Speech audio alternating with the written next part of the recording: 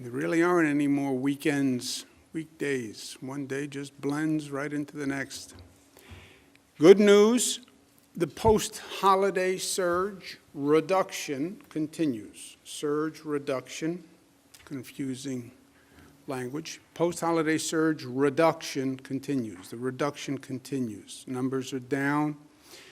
Positivity 4.65, lowest since December 11th. December 11th is where you started to see the holiday surge go up after post-Thanksgiving hangover surge. 151 people passed away. They are in our thoughts and prayers. Hospitalizations down 163. That's good news. That's a big number. ICUs down 41, intubations down 12. Percent of people hospitalized by regions, down all across the state. Finger Lakes, Long Island, still the highest hospitalization rate. Finger Lakes has been a problem for weeks. Long Island for a shorter period, but we've been seeing Long Island problematic relative to the rest of the state. Now you can say, well, Finger Lakes are down, Long Island is down from where it was. True. But from our point of view, it's relative across the state and who's highest across the state, and that's Finger Lakes and Long Island. Positivity, highest rate, Long Island, Mid-Hudson. In New York City, the Bronx, and that has been a continuing trajectory. Staten Island has made good progress. Manhattan has always been low. Again, it's fascinating when we have the time and go back to look at the behavior of people in communities during COVID, because that's what is determining these numbers. If you look at the positivity decline, we were 7.9 January 4. That was the high point. That's the collective Thanksgiving, Christmas parties, Hanukkah parties, Kwanzaa parties, gatherings, celebrations, New Year's Eve, New Year's Day, Buffalo Bills game excitement. 1.4 is the high point, 7.9, we're down to 5.3. So we had discussed this, we were expecting this surge, and we handled it, and we're on the other side of it. You also see it in the number of hospitalizations that are dropping. The experts, in quotes, those are air quotes, because I don't believe anyone really knows what's coming with COVID. And that's been true since day one. They give us their best medical advice, but nobody knows. But the experts say the trend for New York should continue to drop. That's what the expert models are showing. Vaccinations, we've done over 1.7 million vaccinations. It is going very, very well. Total 1.789 first doses, and some people are starting to get their second doses. We have used all of the allocation that we have received for weeks 1 to 6, right? The way this works is we get a weekly allocation. We have used all of the allocation. That means you ran out. No, calm down. I didn't say we ran out. We've used the allocation we've received. We then start to receive the next week's allocation, which comes in during the week. And that's where we are now. We get another 250,000 doses. That's starting to be delivered. So we will start to, we're going to be using that new vaccination allocation. Again, local governments, don't schedule any appointments until you know you have an allocation from the state, which means we get the allocation from the federal government. We then tell the local governments what their vaccination is. Vaccination usage rate, needles in arms, is much higher than it was. Again, we're at 100%, but you still see a differential across the state. And places that are lower than 100%, you know, I'd like to see every region at 100%. We are going to get 16% more doses from the federal government. That is good news. That will come next week and for the following 2 weeks. We did this on a call with the White House. The governors have been pushing the federal government for months to give us an allocation of what we're going to get in the next few weeks so we can plan. This is incredibly difficult, if not impossible, only to tell me what I'm going to get next week, and then I have to scramble to get the distribution for next week. We now have a 3-week allocation, thanks to the Biden administration, which is much, much better than where we were. So I can then say to local governments, you're going to get 16% more next week and the week after and the week after. Plan on that. Hospital workers, 1A priority.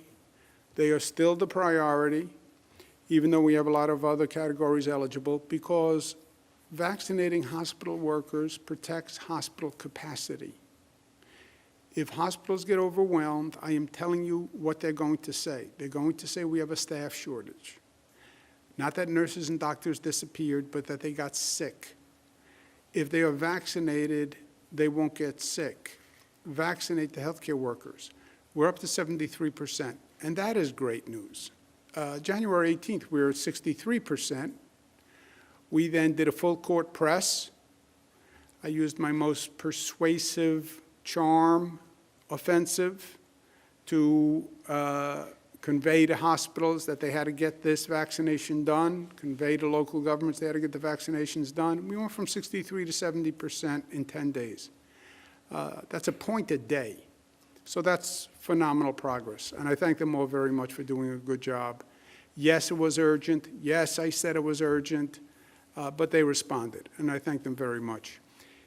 Again, you see a variation across the state. Some places are higher, some places are lower. 73 is the average, but places that are below, we'd like to see everybody rise up.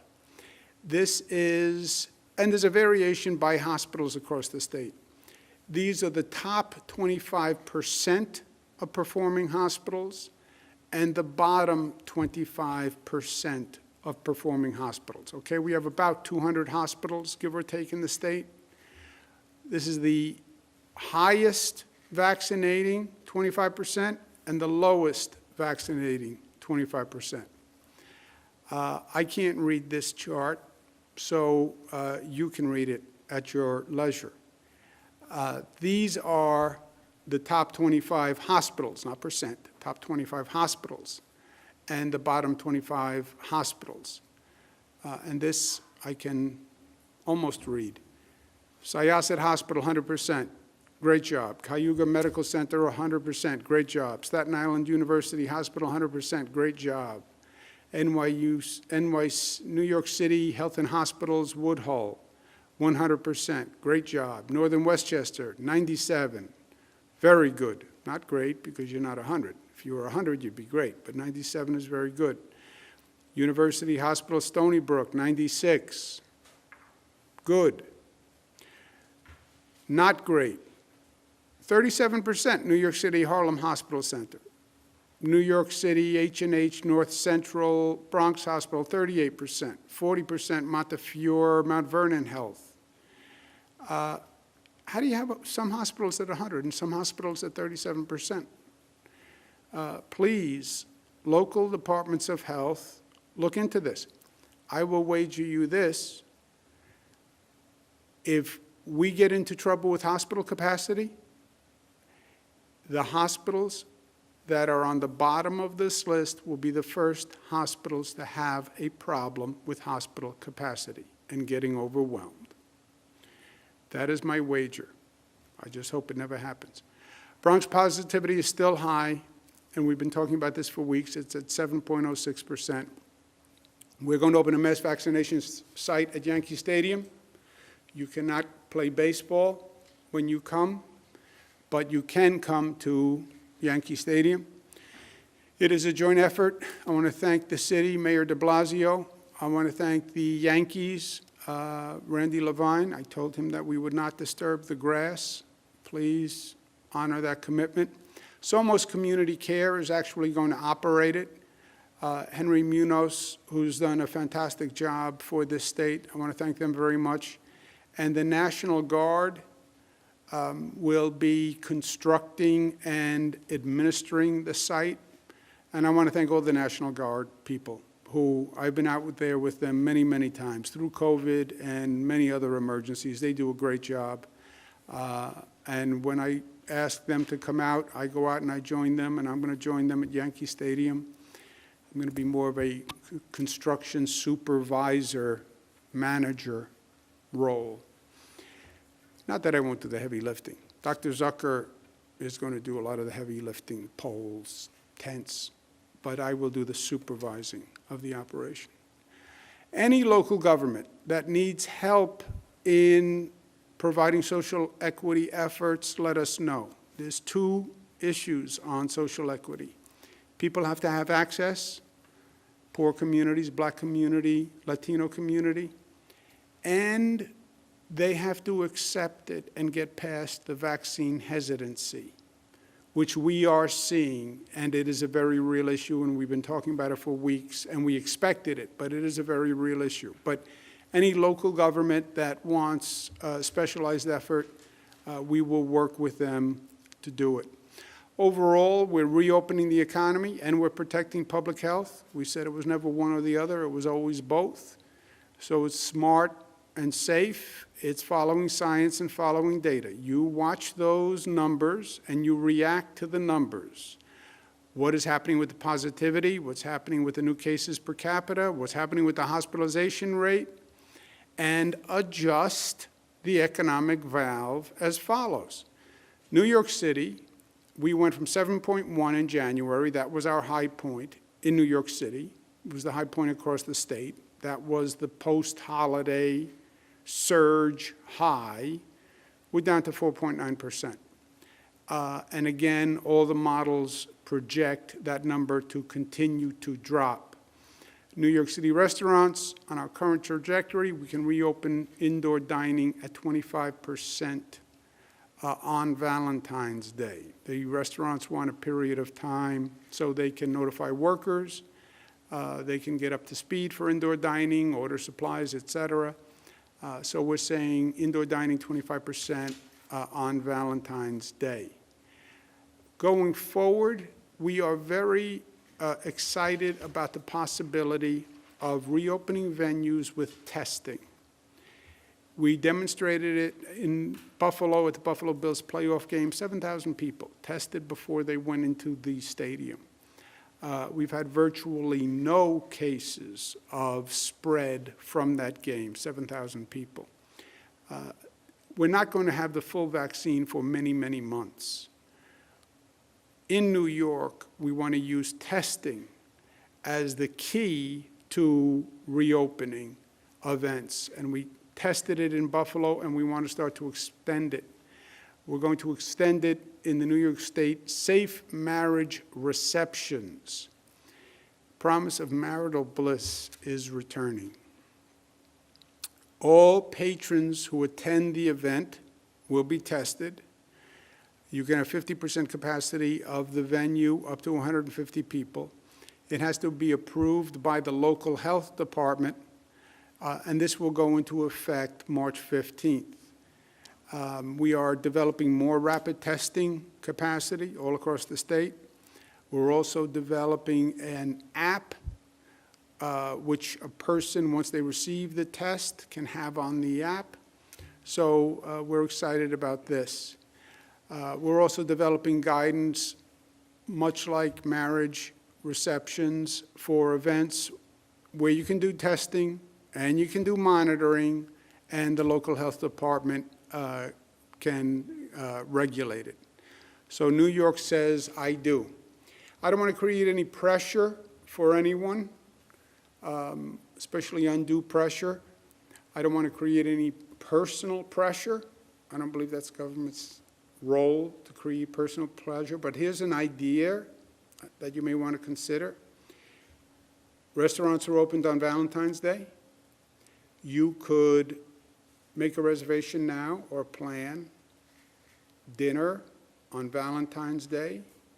You propose on Valentine's Day, and then you can have the wedding ceremony March 15th, up to 150 people.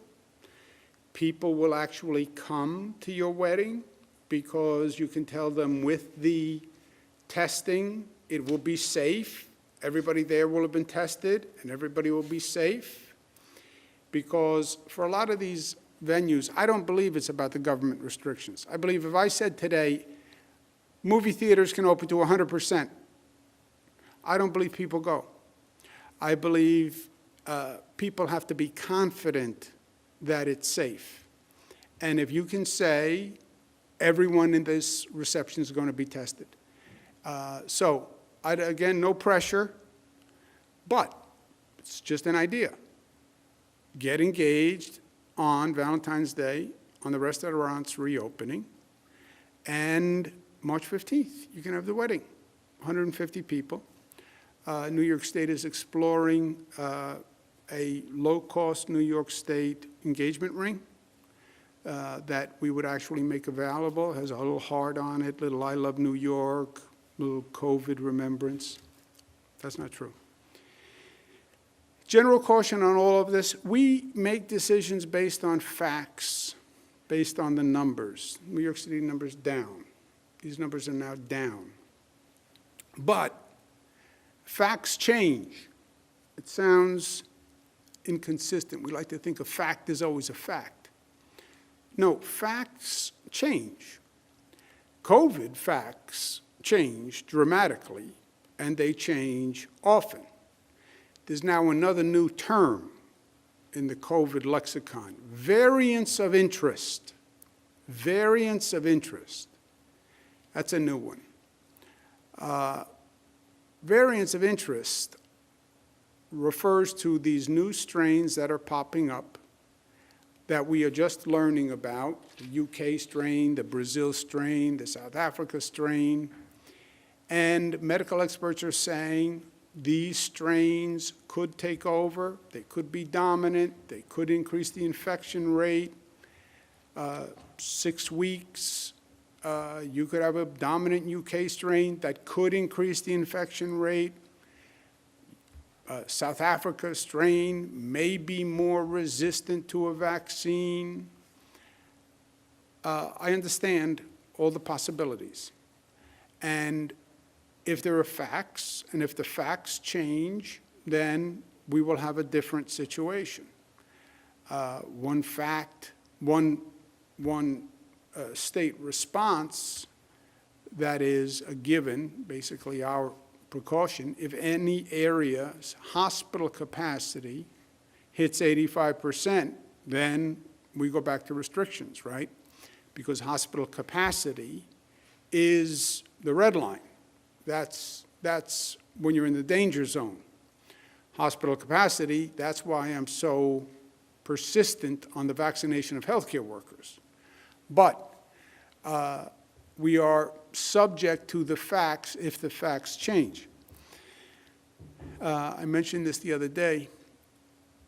I had a conversation with one of my daughters who has all sorts of what-if scenarios. What if it's true about the UK variant becomes dominant? What if the South Africa strain is vaccine resistant?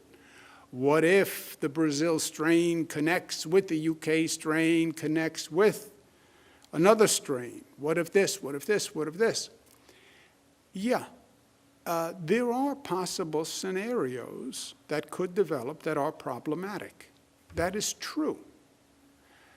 This is the same daughter who said, don't tell me to relax, tell me why I should relax. I understand the anxiety. I feel the anxiety. I don't like knowing what is going to happen in 3 weeks or 4 weeks or 5 weeks or 6 weeks. I don't like the feeling of being out of control. I don't like the feeling that you can wake up any morning and there's going to be a headline that says there's a new variant that is vaccine resistant. There's a new variant, because this virus is mutating all the time. There are not 5 or 6 mutations of this virus. There are hundreds and hundreds of mutations of this virus. And remember, the flu virus, every year you get a new vaccine because it changes a little bit. So yes, I feel the anxiety.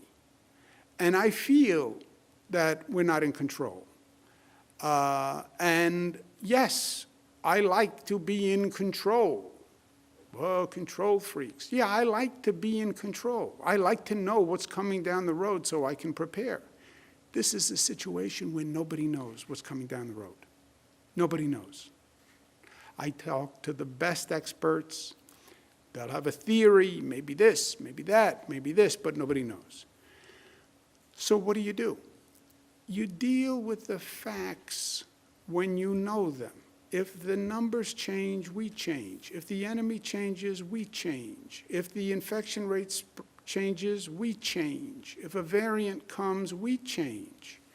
Well, why should I feel calm about that? Because we have proven multiple times that we can manage changes that develop. We managed the greatest change in this country. This state had more infections at one time than any country on the globe. This state.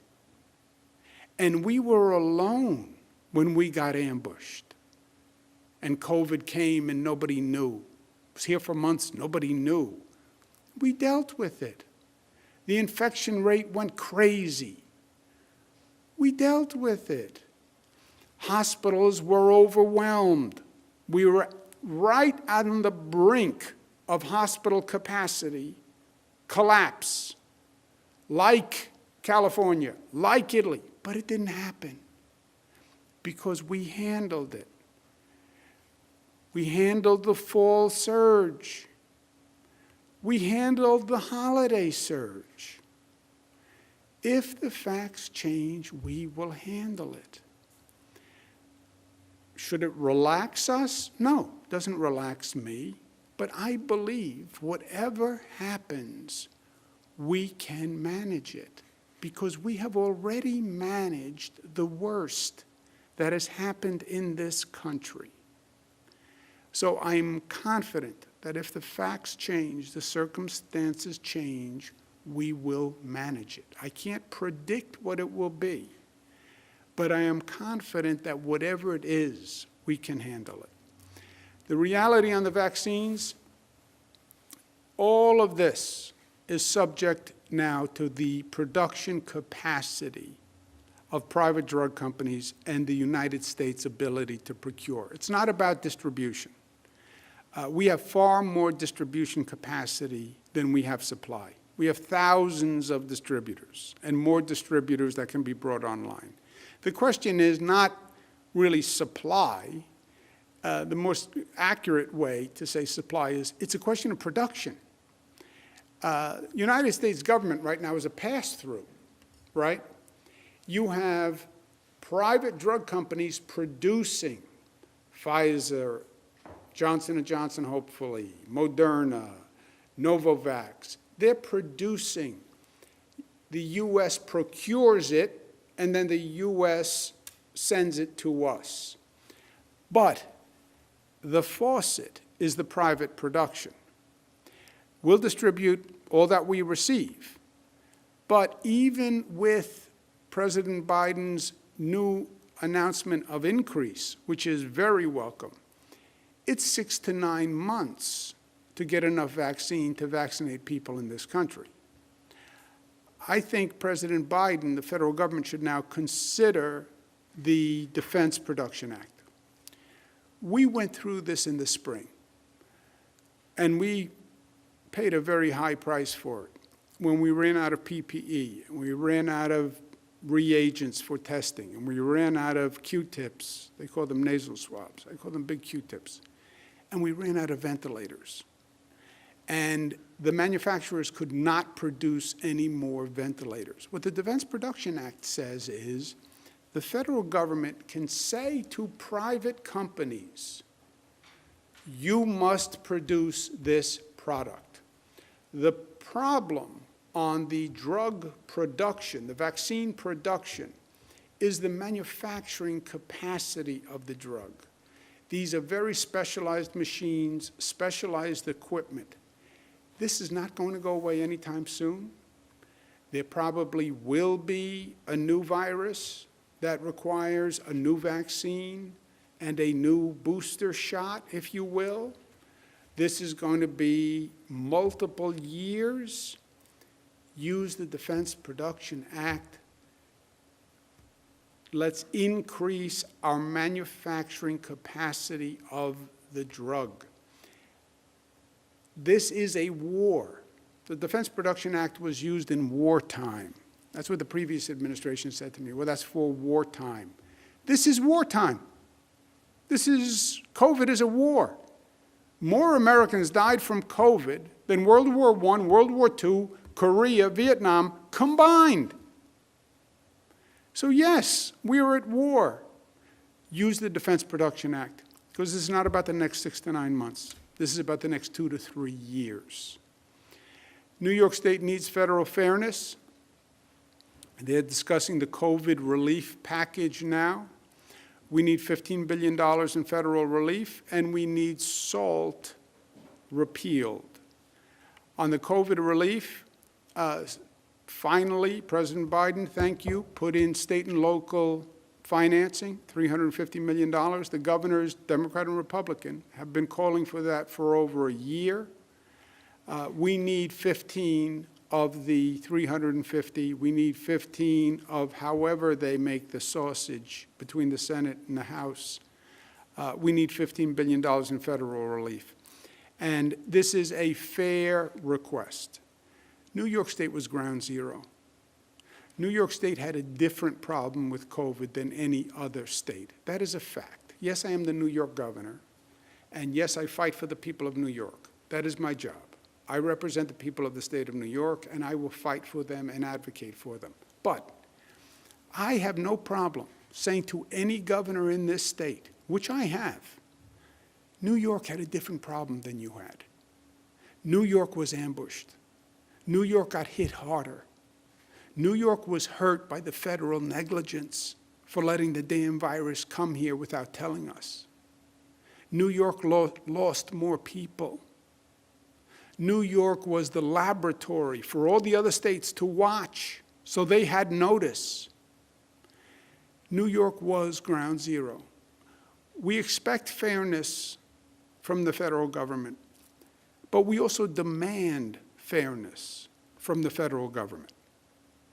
And to my federal colleagues, congresspeople, senators, there are no excuses now.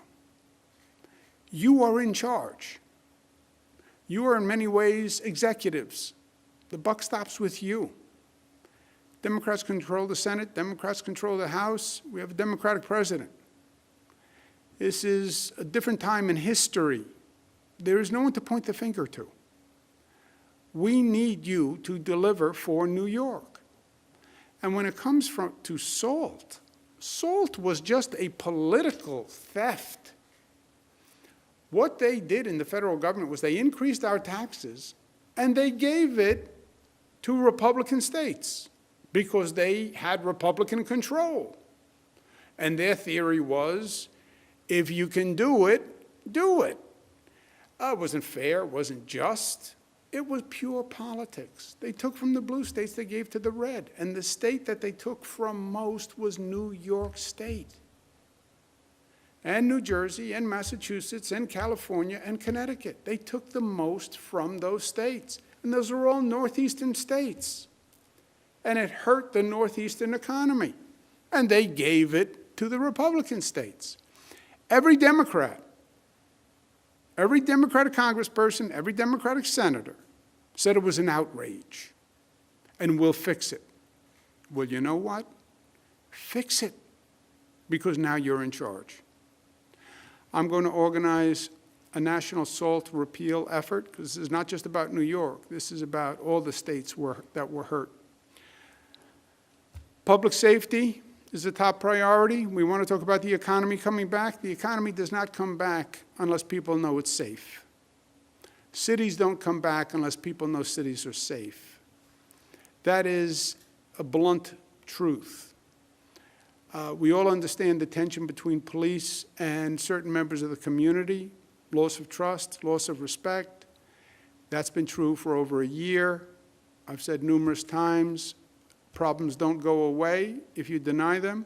They only mount. They get worse.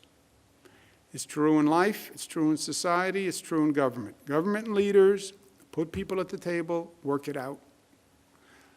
Make it a cathartic, collaborative process. Police have to police. They have to be able to do their job safely. The community has to believe they're treated fairly, and they're not discriminated against, and they're not abused. Come up with a new plan, a new understanding, but do it by April 1. April 1 is only 62 days away. Many localities are doing a great job. We have other localities that are trying to ignore the problem. The problem won't go away. Ignoring it will not address it. It's a failure of leadership. And the problem will only compound because on April 1, that locality will not be eligible for state funding. So, 62 days. Bottom line, the vaccine is scarce. Everybody wants more. And I said when this started, everybody's going to say the same thing, including me. Everybody wants more. When I get on the phone with the White House, I say, I want more. Every county executive says it. Every group says it. The vaccine is scarce. We are rationing the vaccine. That is what we are doing. And we're rationing it fairly. There are 1.3 million healthcare workers. They get 21%. There are 1.7 million essential workers. They get 27%. There's 65 plus 3.2 million. They get 52%. That's the percent of the population they are.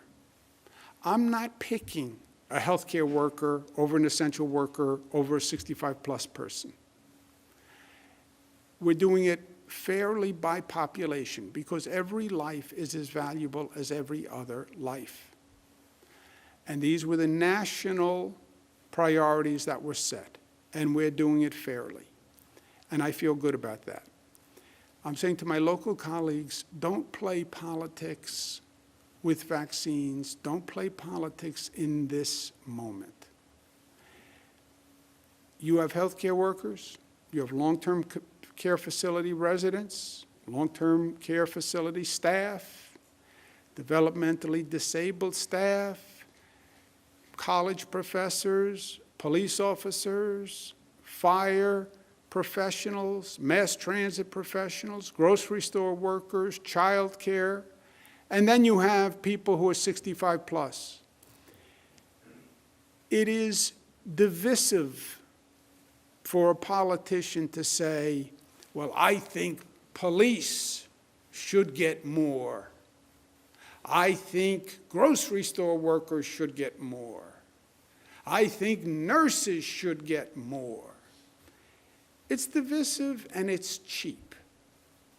Yes, you want to be a hero to the police? You say, I think the police should get more. It's cheap. Because if you want to be honest, you think the police should get more? Who on the list would you take it from? Would you take it from the nurses? Would you take it from the doctors? Would you take it from 65 plus? It's a zero-sum game. You can't stand up and play hero to any one group on that list. If you have any sense of honor or integrity, where would you take it from? I believe healthcare workers should get more. I believe developmentally disabled workers should get more. I believe school teachers should get more. I believe first responders should get more. I believe the subway and bus drivers should get more. I believe grocery store workers should get more. Yes, I believe daycare workers should get more. Yes. But if you want to say, well, they're not getting their fair share, then say at the same time who you would take it from on that list. Otherwise, you're playing politics, you're dividing people, you're scaring people, you're upsetting people at a very delicate time. We get 300,000 vaccines per week to do 7 million people. You can't do every one group. At least do it fairly. Political extremism is a problem in this country. We've seen it in Washington, D.C. They're now doing investigations. Government cannot tolerate criminal insurrection, and New Yorkers will not tolerate it. There are levels of extremism. What happened in Washington did not just happen overnight. It developed, and you could see it increasing over time. It was a building storm, and it starts with ugliness and threats on the internet, anonymous threats. We should confront them, we should get them, we should attack them. The internet, social media can really be a breeding ground for a lot of positive, but also for a lot of hate. And it builds. I see it here in New York on the internet. This building ugliness. Once you start to light fires, don't be surprised when the fire is out of control. That was the lesson of what happened in Washington. And that was the lesson that I hope many of the extremists learned in Washington. Unfortunately, I don't think they did, because we see it here in New York. First of all, the law is the law. And in New York, I will never allow the insurrection that happened in Washington, D.C. That made a mockery of law and order. And that was a disgrace to democracy and to every citizen of this nation. Second, when you see the ugliness being fomented for selfish political reasons, often, everybody should condemn it. Everybody should condemn it. There are no secrets in life. We know who spreads the ugliness on the internet. You can think, I'm anonymous, Capital Watch. You're not anonymous. People know who you are and who you work for. And any decent elected official, I don't care Democrat or Republican, you want to have differences, have differences. I represent Democrats and Republicans. But don't get ugly. And don't get ugly now when society is so fragile and personalities are under such stress. Times of extreme pressure show us who we are. Times of pressure reveal the true character in people. I believe that. Over this past year with COVID, I've learned so much about individuals, about myself, and about society, and about New Yorkers. You put pressure on people, and any little personality crack or flaw, when you put the pressure on, it explodes. And little insecurities explode. And little neuroses explode. People who I thought were strong and capable crumbled. I saw them crumble during COVID. At the same time, you put the pressure on, you put the stress on, it solidifies the stone. It makes some people stronger. And I've seen people rise up and really respond to their better angels. New Yorkers, by and large, did that. That's how we beat COVID. You see the beauty in people, and you see the ugliness in people. It is disturbingly exposing. Find your best self in this moment. And let's all of us applaud each other when we find our best selves. And let's strive for that. That's what we mean when we say New York tough. Not tough the way they always think. Yeah, we're that. Yes, we are tough. But we're more than just tough. We're smart. We are united. We're disciplined. And we're strong enough to love. That's what we have to find in this moment. And that's what we have found. And when you don't see that, speak up. Speak up. This is our ethos, and this is our morality, and this is what we expect from each other, to be New York tough. And if you're not, speak up. Questions? Thank you, Governor. If you would like to ask a question, please use the raise hand function at the bottom of your window. We'll take a brief moment to compile the Q&A roster. Governor, your first question comes from Chris Hervadis from WIVB. Chris, your line is now open. Please unmute your microphone. Good afternoon, Governor. Why should it take a report from the Attorney General for the state to release the number of nursing home residents who died in a hospital, which is a number that we've been looking for quite a while? Let me ask Dr. Zucker first to respond to that. Sure. Thank you, Governor.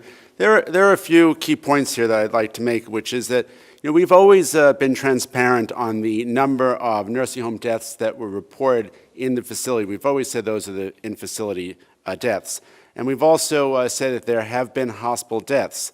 Back in August, we said that we would get the legislature the number, and we were working on that, particularly in anticipation of my budget hearing, which is coming up next month.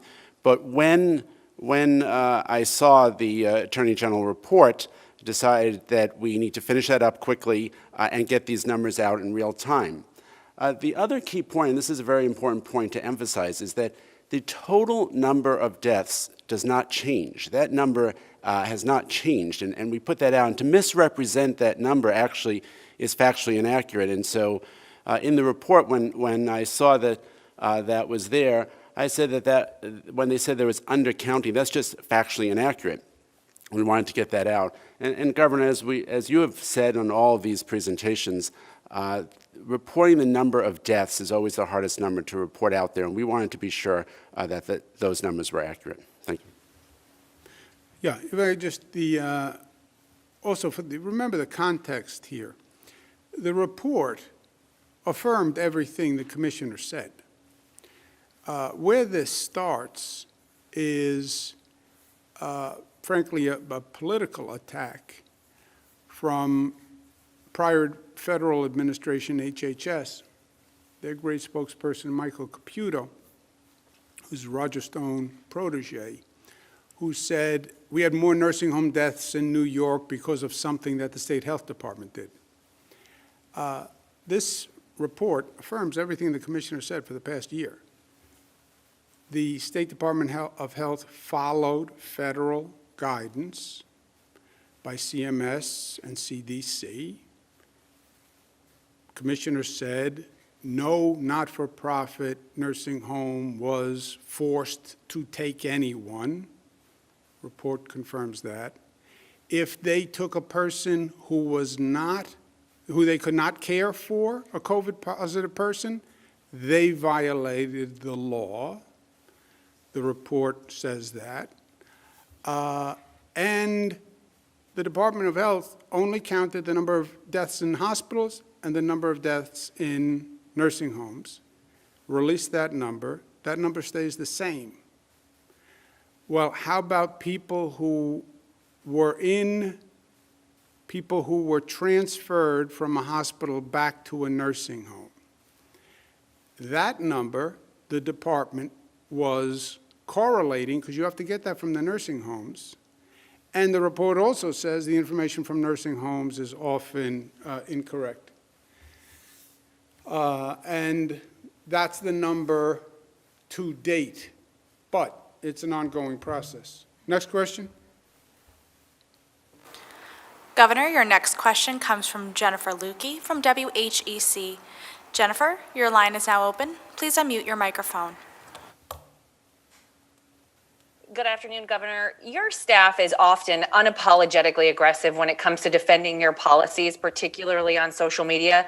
But in this case, many of the people who disagree with how this whole situation was handled with the nursing homes have a very personal connection to it. They've lost someone in the pandemic tied to a nursing home.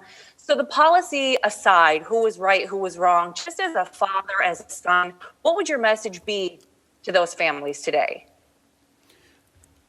What I would say is everyone did the best they could. When I say the State Department of Health, as the report said, the State Department of Health followed federal guidance. So if you think there was a mistake, then go talk to the federal government. It's not about pointing fingers or blame. It's that this became a political football, right? Look, whether a person died in a hospital or died in a nursing home, it's the people died. People died. I was in a hospital, I got transferred to a nursing home, and my father died. My father was in a nursing home, got transferred to a hospital, and my father died. People died. By the way, the same people are dying today. 96% of the people who die are older people with comorbidities, which happens to be the population that lives in nursing homes. It's continuing today, even with all the testing that we're doing. If you look at New York State, we have a lower percentage of deaths in nursing homes than other states. A third of all deaths in this nation are from nursing homes. New York State, we're only about 28% only, but we're below the national average in number of deaths in nursing homes. But who cares? 33, 28, died in a hospital, died in a nursing home. They died.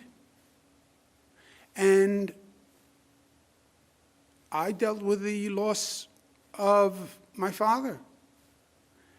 The pain is so incredible and inexplicable, and why,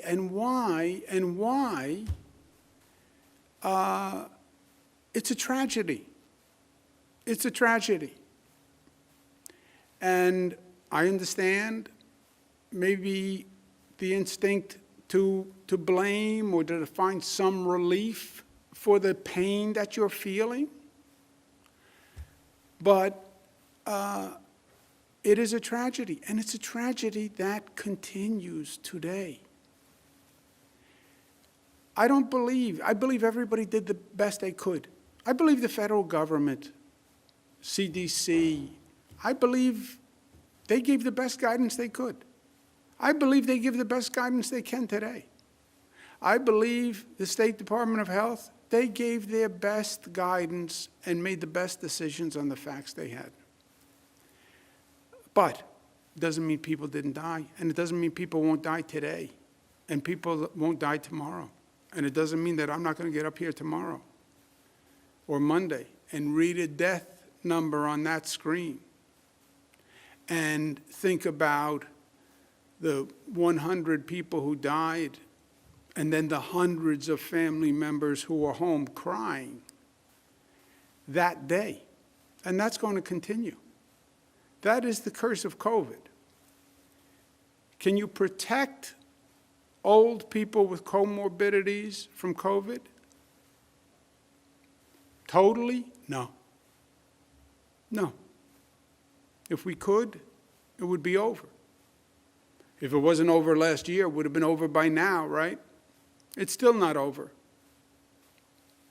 So I understand the pain. I understand the search for answers. But it was a tragedy. And I feel the anguish and I feel the pain. And I get the anger. My father died. I wish I had someone to blame. It would have made me feel better, maybe. But they're in my thoughts and prayers. I believe, why COVID? Why did God do this? I don't know. I don't know. But it was cruel and it was terrible, and it still is.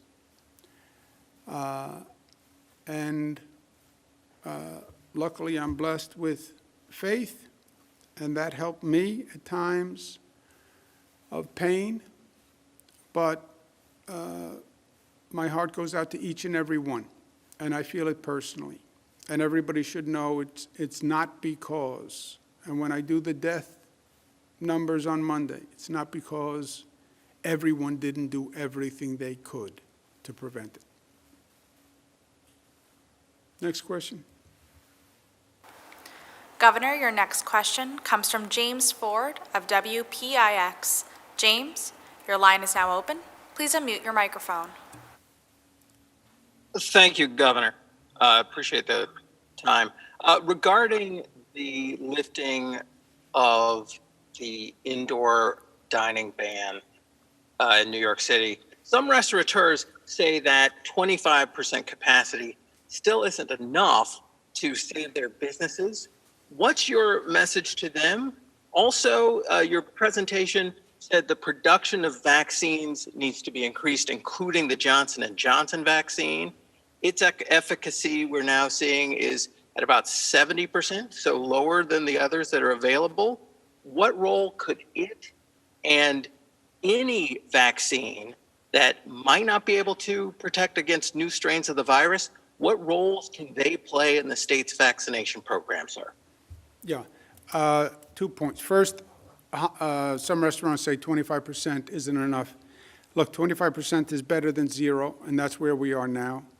If the numbers continue to get better, that number will go up. If hell develops and the sky falls and a new variant explodes onto the scene, then we'll have the opposite problem statewide.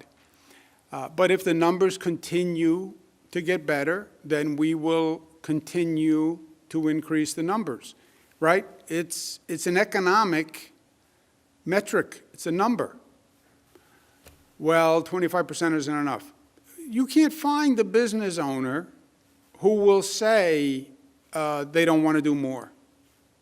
You won't find a school that says they don't wish they could be at 100% occupancy. You won't find a theater that says they won't be at 100%. They'd rather not. They'd rather be at 100% occupancy. That's true for every business in the state. That's true for every business in the country. That's true for every country on the globe. If you ask people, well, do you want to get COVID? Every person will say no. All right, so balance those two facts, right? Balance the fact that old people with comorbidities, COVID is almost a death sentence. Balance those facts, and that's what we're trying to do. So 25%, if the numbers keep coming down, then we would increase to 25%. On Johnson & Johnson, let me just make sure we're clear. I'm not commenting on any one drug's efficacy or effectiveness. I don't believe Johnson & Johnson is even approved yet. It's supposed to be in the pipeline to be approved. It has certain advantages, single dose, no cold storage, which is a big deal. But I don't know, we're not in charge of, I have no knowledge about the efficacy against strains, how it compares to Pfizer, how it compares to Moderna. My point is, what the Defense Production Act allows a president to do is increase manufacturing capacity. And I think we're going to have to increase manufacturing capacity for the best of these drugs to get to scale. Because what is controlling everything, and what you're going to hear for the next 6 months from every state, from me, if we had more, we could distribute more. If we had more, we could vaccinate more.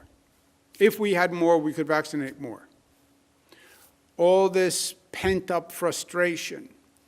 Police want more. Firefighters want more. Politicians say, I think the police should get more. I think the firefighters should get more. Yeah, all that tumult, that anxiety, is because you have 7 million people eligible for 300,000 vaccines.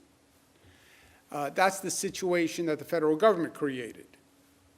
All those 65-year-olds who can't get a vaccine. That's not going to end until the production increases. And I don't believe we're talking about 6 to 9 months. I believe this virus is going to be around a long time. And I believe it will mutate. And I believe it's not inconceivable, but that you're going to need different vaccines or booster shots in the future. So I don't believe this issue of production is going to go away. I believe it's going to get worse. What we learned with ventilators in the spring was the president should have done the Defense Production Act right away, should have had manufacturers producing those ventilators right away, should have mandated PPE manufacturing right away, and rather than wasting the months that they spent where businesses decided who wanted to get into the ventilator business. We actually ultimately produced the ventilators as a nation. Unfortunately, we produced them at a time after we needed them. We now have an abundance of ventilators. I will sell you 10,000 ventilators. But they came too late. Defense Production Act should have been done early, so the production was increased. And I'm saying the same thing here.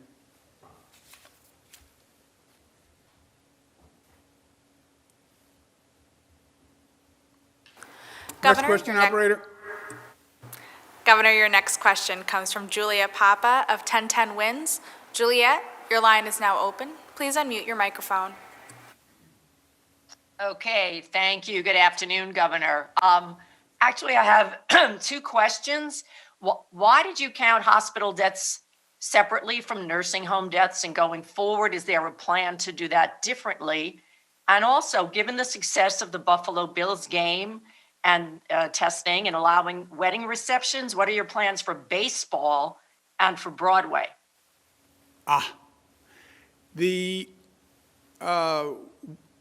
We count hospital deaths, correct me if I'm wrong, we count hospital deaths. The Department of Health counts deaths in the facilities where they occurred. So if you die in a hospital, that's the hospital death number. If you die in a nursing home, that's the nursing home number. You add the 2 numbers together, that's the total death number. And that's the way they've been doing record keeping. Is that right, Doctor? Why don't you, because I'm...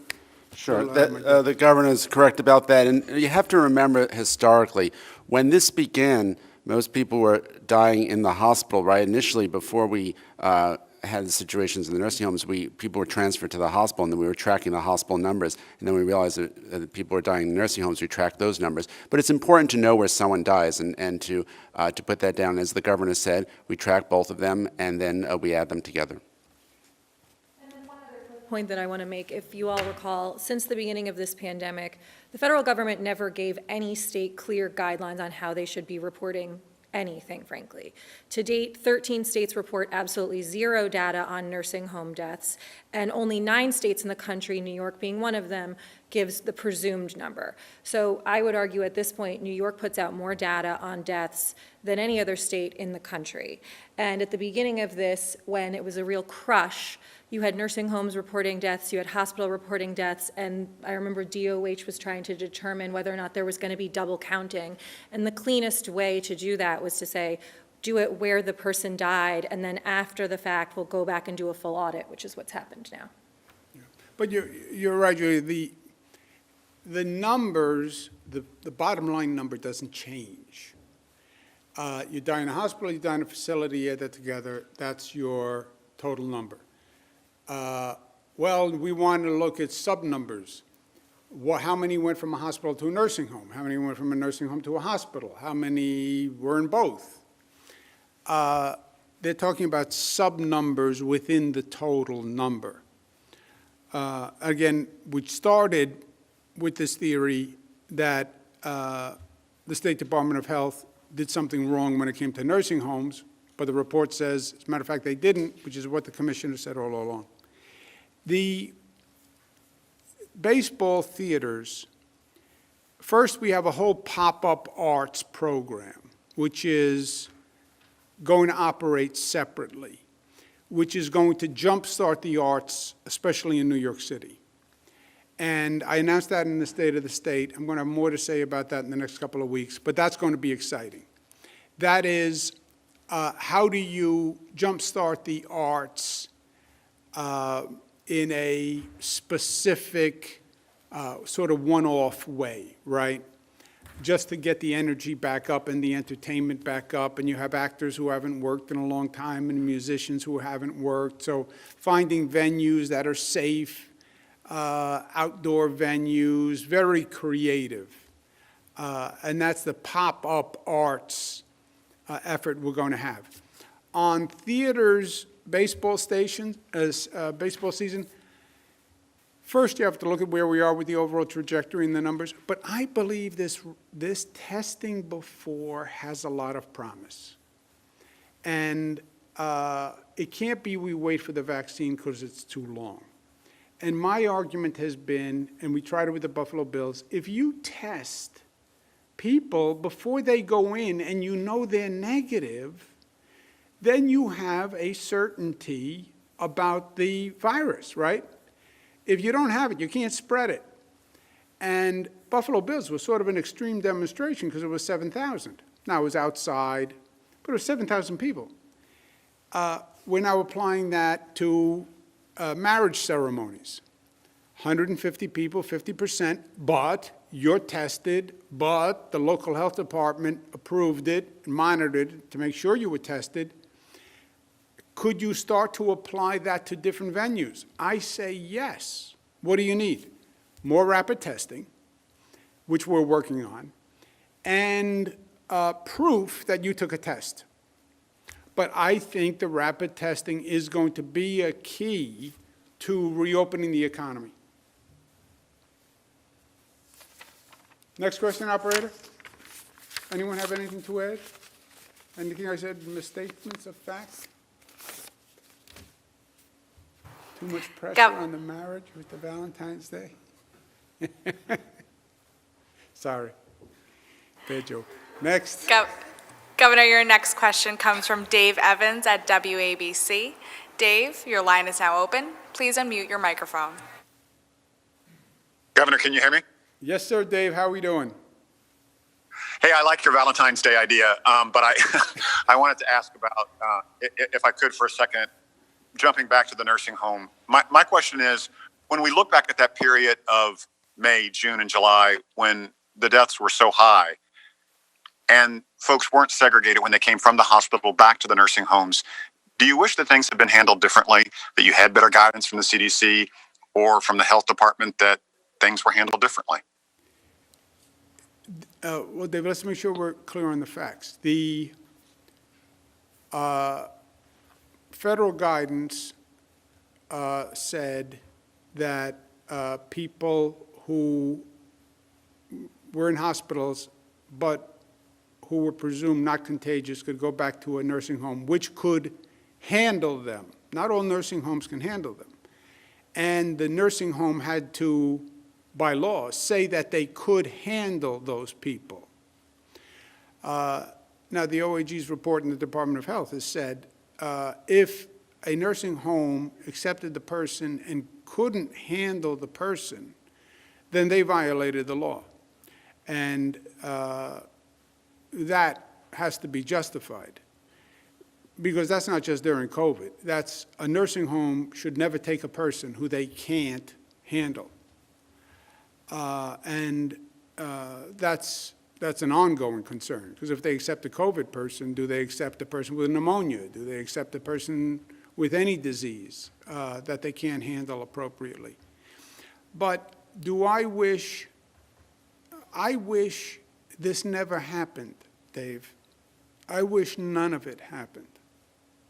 I wish there was no COVID.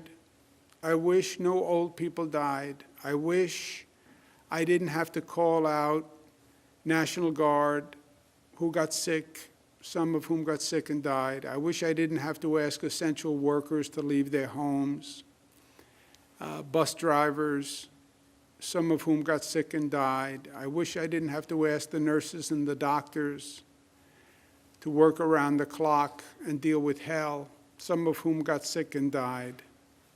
I wish none of it happened. That's what I wish. Melissa? And if I could add one other thing on this point, what we found when we went back and looked at this data was that between March and June, 37,500 staff members who worked in nursing homes had COVID during the period of those months. And one of the earliest misconceptions and mistakes from the health community was this perception that asymptomatic spread was not going to be a problem. And so that was something that we've learned from and that we've made dramatic changes on in terms of mandating testing in facilities. When the COVID positivity was lower over the summer, it was once weekly. We're now back up to twice weekly statewide. And the unfortunate thing about this virus and the people that it preys on is that every day, roughly 40% of the people that we're reporting in that death number still come from nursing homes, despite twice weekly testing, despite the vaccines that's going on right now. Those numbers are still continuing to be that high. And when you look at it nationally and you see that 35% of all deaths in this country, of the 430,000 deaths, are nursing home deaths, this is something every state in the country continues to struggle with. It is a tragedy for every family who comes into contact with this virus. You look just across the border in Pennsylvania, 11,170 nursing home deaths. Their population's obviously lower than ours. Their overall COVID death number is obviously lower than ours. Florida, 9,328 deaths, whereas their overall COVID number of deaths is lower than ours. They weren't hit in the spring. And so this is a virus that is very difficult to tackle. It's a virus that's very difficult to control once it gets into this population. And the only model that we've ever seen that's been completely successful in keeping COVID out of nursing homes was there was this one study that was done of a nursing home in France where they literally hermetically sealed it and didn't let anyone go in and out, and the staff lived there.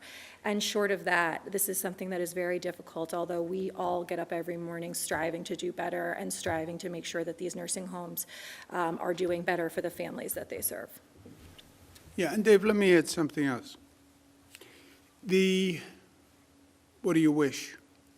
When I say experts, in air quotes, it sounds like I'm saying I don't really trust the experts, because I don't. Because I don't. You want to talk about making mistakes.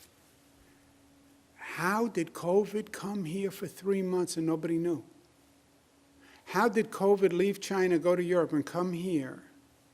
And all these federal watchdogs, nobody knew it. How did you let New York sit here for 3 months, receiving passengers from Europe who had the virus and nobody knew? How did you tell us that to spread the disease you had to be symptomatic, which meant the sneezing, the coughing, that's how it spread? only to do a total 180 degrees later and say, oh, by the way, you can be asymptomatic and spread it. What? That's all the difference in the world. It got into nursing homes because it was here before anyone knew. It was brought in by staff. It was brought in by visitors. Once it was here, they said it was spread by symptomatic people. That was untrue. It was also spread by asymptomatic people. But then to play politics with it the way they did, that was mean. That was mean. When the Trump administration was trying to divert blame, so they said, well, the states, not just New York, by the way, they blamed all the Democratic states for the deaths in nursing homes. The politics wasn't just here in New York. It was all the Democratic governors. It was New Jersey, Connecticut, Pennsylvania. Blame all the Democratic governors for the deaths in nursing homes. No, that was mean. Because if you lost someone in a nursing home, then it put a thought in your head, well, maybe it didn't have to be. Maybe my father died unnecessarily. And that was just cruel to do. That was just cruel because it wasn't true. It wasn't true. And Melissa's point, you know how you know it's not true? The same death rate is happening today. And it's higher than the death rate in New York nursing homes. It's higher. Today it's happening. What could have been done differently? What could have been done differently?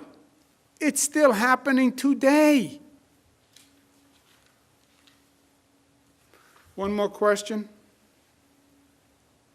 Governor, your last question comes from Morgan Mackay of Spectrum News. Morgan, your line is now open. Please unmute your microphone. Hello, Governor. How are you? Hey, you, Morgan. Hi. So, the question isn't really about having these total COVID-19 deaths. I think everyone knows that although the total might be correct, it's all about having the accurate number of nursing home COVID-19 deaths because, as you know, having an accurate number is extremely important in crafting policy and legislation. Would you support an investigation into the health department and how they handle this nursing home situation? Do you think they need more staff or different leadership? If they could agree that having an accurate number for shaping future policy is important. Third question, you also signed a bill in March that provides immunity for healthcare providers when it comes to COVID-19 cases. This summer, when the legislature came back, they narrowed the scope slightly for future incidents. Now there is a bipartisan push to repeal this law. Do you support this? Yeah, I haven't seen the bill on the immunity law. Second, the Department of Health produced the nursing home number and the hospital number. The categorization they're looking for are people who were transferred to, well, people are looking for different things. People who were transferred from hospitals to nursing homes, and some people are looking for a number of people who were transferred from hospitals back to nursing homes and nursing homes back to hospitals. Those are going to be sub-allocations. The Department of Health said they can only get that from the nursing homes. And remember, the nursing homes were doing all this data at a very hectic period. The OAG's report also says the data from the nursing homes is very sketchy. And that's why the Department of Health, is my understanding, doctor can correct me if I'm wrong, has been auditing the data to make sure what they get from the nursing homes is actually accurate and then correlating it with the hospitals. But they will have the best information they can get from the nursing homes because they don't create this data. It all comes from the nursing homes. You want to say? No, I would just Just again, I'm sorry, Dr. Zucker? go Right, and there's two different systems where the data comes in. There's a system that brings in the data into the hospitals, there's a different system that brings it into the nursing homes. And we look at all this data to be sure that it's accurate. No, I would just also add to that, that, again, at the very beginning of this, there was duplicative reporting that was going on. We had the hospitals reporting numbers, we had the nursing home reporting numbers, and we were fearful on the onset that we were going to be reporting numbers twice, and then we wouldn't have an accurate picture of what was happening on COVID in New York. Again, 13 states in the country report absolutely no data on nursing homes, and only 9 states in the country report presumed New York being one of them.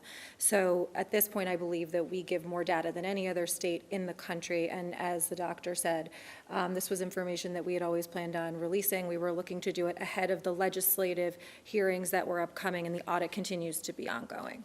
But looking for better national guidance in terms of what is expected on reporting so you can actually get a clearer picture state to state, because right now you really have a difficult time comparing any states, and the states still are doing reporting that is spotty at best.